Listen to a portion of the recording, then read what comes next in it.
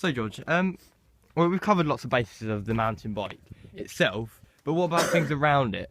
Why is it important to avoid obstacles around you and rocks and other things that may put you off balance? Well, Ben, you know, like the ground is a great example of this because, like, say I was riding down here and I hit something like this. What's going to happen?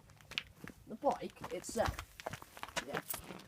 is going to hit straight into that, boom, and then it's just bumping out, and obviously you can lose control. And you're straight into this here, over the handlebars. That could cause some real bad damage. Yeah, It could. So A bit unlikely on a little mountain like that, though, George. If we're talking about something over here, like, and we're looking behind us, and then we accidentally hit into this, this is a bit more serious. It's all about looking around, you see. So, say I was riding down here on this bike. Yeah. Say I was riding down here, and I need to be looking around, you know, keep being around what's in front of me and around me. Alright, so what I can see sort of stuff around here, which could be a hazard. There's a mound to my right. Yeah. If I were to accidentally go up this, then I'd lost balance completely. But this, there's the main obstacle. Obviously, if you're not paying attention, you're straight into that, your bike stopped into me. You're going to fly straight over the handlebars, and your chin's going to scrape along this concrete here. But it could be even like more simple things, like maybe a root or something Yeah, on the ground. They're a bit hard to see, or pedestrians around corners. You just need to be aware of your surroundings.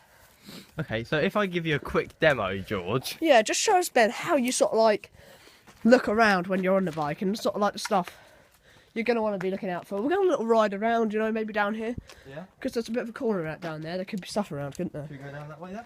Yeah, well, I'll start walking down. I'll go a bit slower, so you can... Oh, that's a bit, that seat's a bit hard for me. Oh, tracking and stuff. Right, here we go. So we've got a bit of a bump here.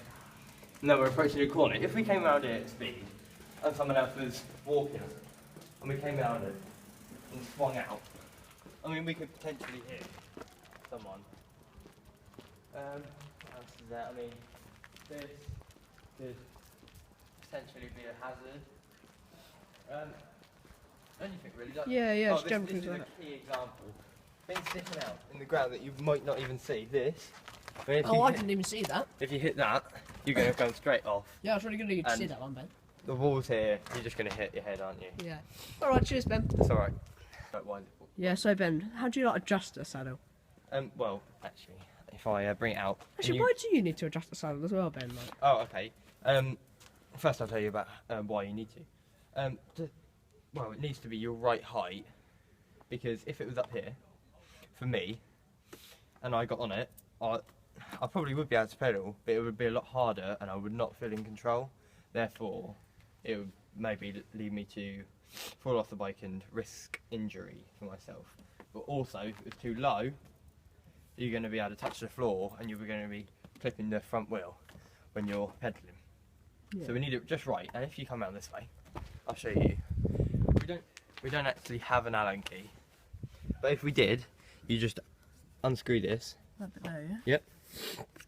And you can pull this up, push it down, and just adjust it to whatever you want. And you could sit on this after each adjustment to see if it suits your requirements.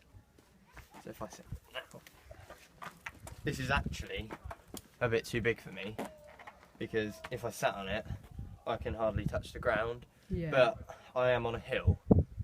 But suitably for me, I need it a bit lower. Yeah. And then it would be perfect for me.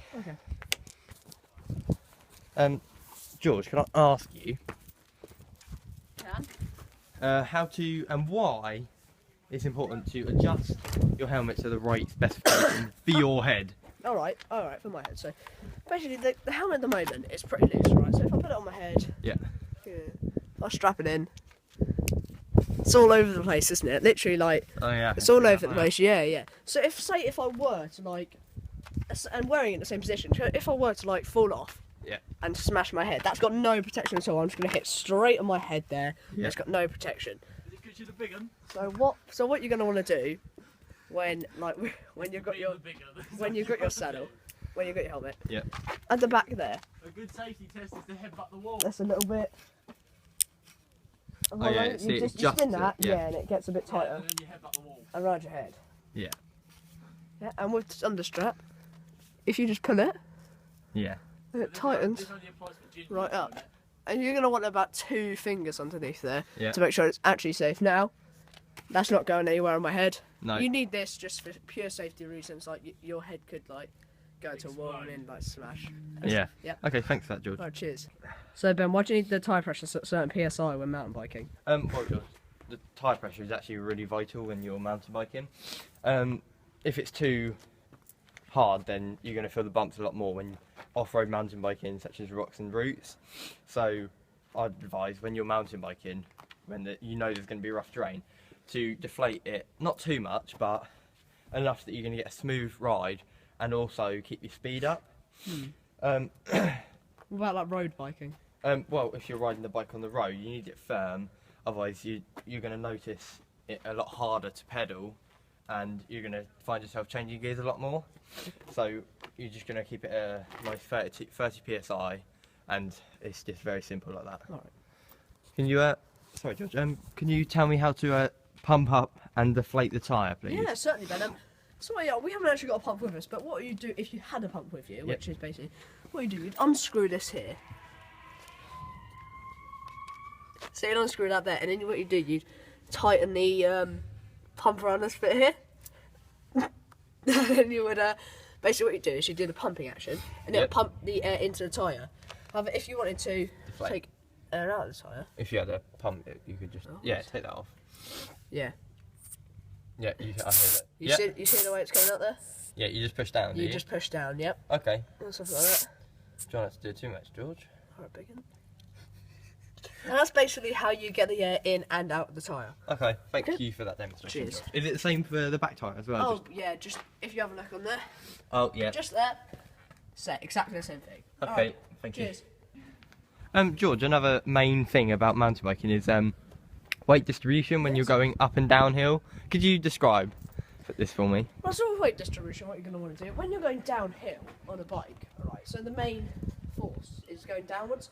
So say if you're leaning forward on the weight distribution of the bike, then going downhill, then all it's going to do is push down the front. Yeah. Whereas, and same with going uphill, like all the weight is at the back, so if you're leaning back, then it's going to lift up the front and you're just going to land.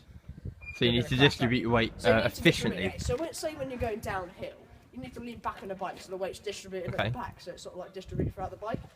And when you're going like uphill, you need to. When you're going uphill, you need to lean forward, so like it's distributed as well. So the weight's all around the bike. Okay.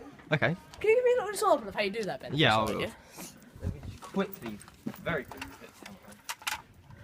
It's like.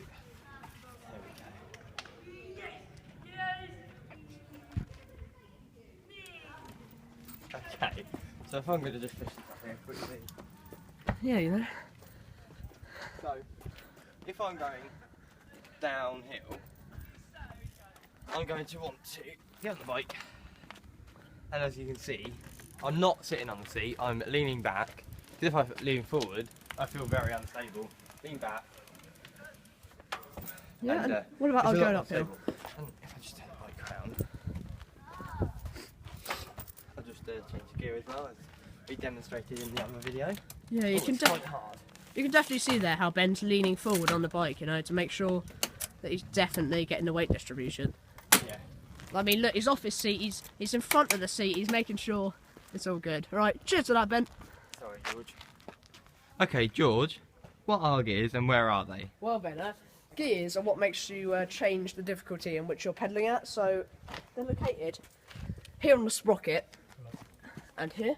And what basically how to change the gears, you need to click here on this and there. Yeah. And what it does is it changes the gears, so the train will go up or down the sprocket, which changes the difficulty in which you pedal, depending on whether you want to go up or downhill. So when you're going uphill, obviously you want to pedal like a bit easier. Yeah. And more often, and when you're going downhill, you want to pedal a bit harder to make it so it go a bit like faster. Yeah. Okay. So these ones here, this change here is for this main sprocket. Yeah, the main sprocket here. Yeah. And then these gears here for the back. Okay. For the sprocket. Would you like me to demonstrate? Yeah, Ben, if you could just demonstrate that, you know, how they change. Safety first, everyone laugh. Okay, so I'm going to demonstrate changing gear upwards to make it easier.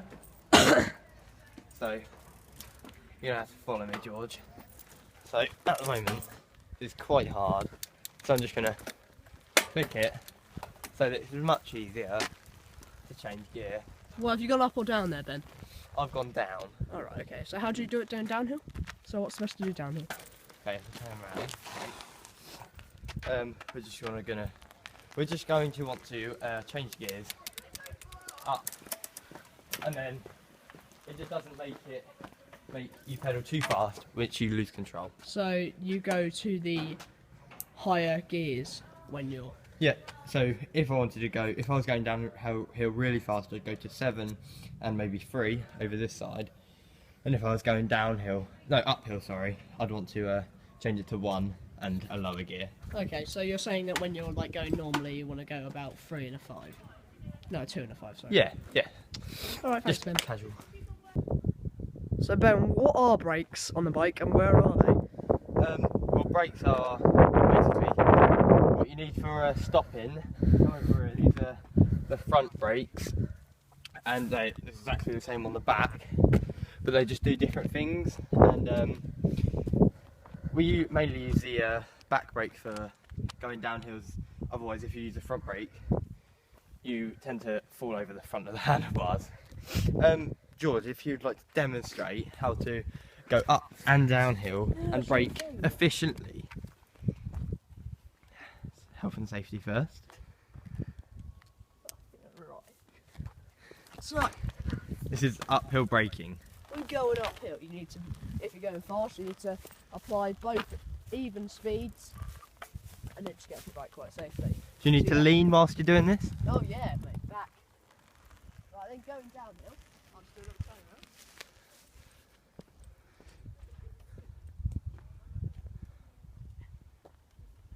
Right, we're going downhill, kind of black brake first, then left brake. Lean back on the bike, see that sort of like substance there? Lean back. Yeah. So the left brake Yeah. on the left hand is the back one, so that's the one you're going to want to press to stop the back tyre there. Yeah. And the front brake is the right one. How to test these brakes, what you basically want to do, one is just stand here subsea, sort of run it forward, press the brakes in, make sure they're not moving. Okay? Yep. Yeah.